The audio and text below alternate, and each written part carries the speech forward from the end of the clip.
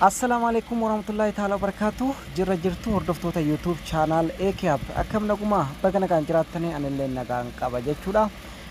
Bagana kan dhuftan gara YouTube channel kiyya jechuudha. Arrallee shabakaa tola harramoo waan baay'ee bareeda kan addaa isiniif fideetiin jira jechuudha. STC illee jechuudha sawaallee soshaalii kan isiniif dalagu jechuudha. Soshaalii STC akka saarukaatti kaazeenii mobaayila jawwii friendii gosa hundamoo free kan isiniif dalagudha jechuudha. Appii kana linki telegrama kiyya ajjalan isiniif kaa hin argattanu appii kana jechuudha dhiyootan kiyya yoon isinitti agarsiise irra caalaan keessan dhabuu dandeessan jechuudha weebsaayitii keessaa buufama kanaaf weebsaayitii keessa isin cinquu waan hin barbaanneef telegrama kiyya seenaa telegramni faayidaa tokko illee qabu akkuma kanaan seentaniituma gabbuufachuudha jechuudha kunoo anganaman gadhiise jechuudha appii kana akkuma asirratti argitanu appii kana galgalan haala isinitti fayyadamtan koodii isiniif kennaa ammasittuu appii kana buufadhaa kan jedhu asirratti isiniif kaa'ee jira telegrama kiyyarra jechuudha. Gaafa dhuftane kunoo isuma kana install godhachuu qofa anatu buusee asirratti isiniif kaa'ee jechuudha. Egaa akkuma isiniin jedhee linkii telegrama kiyyaa koomentii viidiyoo an haaraa gadhiisuu jalqaba isaarra isiniif agalula jalqaba isaarra isiniif kaa'a. Hundi keessanuu yoo koomentii cuqaastan linkii telegrama kiyyaa argachuu dandeessanii gaafa telegrama kiyya seentane achumaan buufachuu dandeessan jechuudha. Kan biraa descriptionii jalallee isiniif anan kaa'a jechuudha. Isa kana jechuudha appii sana ni seentanii anamma seeneetti itti fayyadamee banee ilaalee jira jechuudha. Indagana haaromsuun barbaanne kanas ni beektanii inni nu gaafa itti tokko seentane yeroo jalqabaa keessaa deebi'ee ka'ee ofumaa itti deebi'a jechuudha. Paaspoortiin isaa paaspoortiin jedhu kuno asumarratti kanan isiniif kaa'e kana username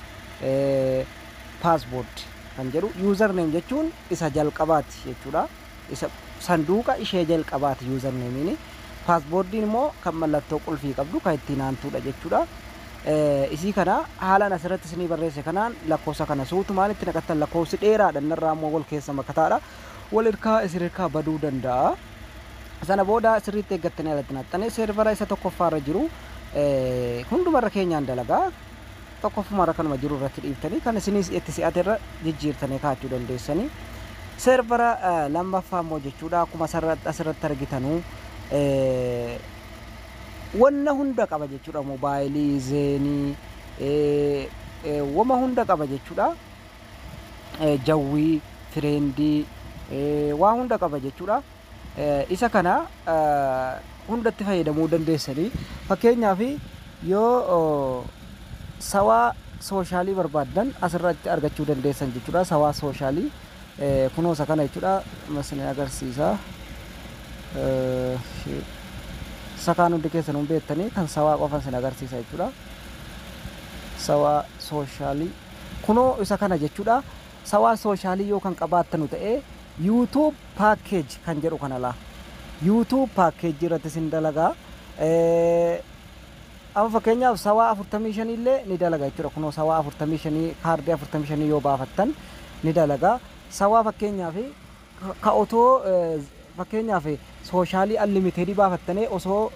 ji'an gahiniin kan TikTokii fi kan miidiyaa garaagaraa keessaa dhume kan Facebookaa keessatti tafu isa sana guutuu isinii dalasiisa jechuudha kunoo kan TikTok jedhu ni jira kan YouTube jedhu kanarra immoo yoo keewwattan isiniif dalasiisuu danda'a jechuudha akka ajaa'ibaatti isiniif dalasiisa kunoo Facebook package ka jedhu kanarra illee sawaan hin dalaga sawaa soshaaliidha malee firii miti wanti isin beekuu qabdanu soshaalii warri qabdan ni beektan jedhee yaada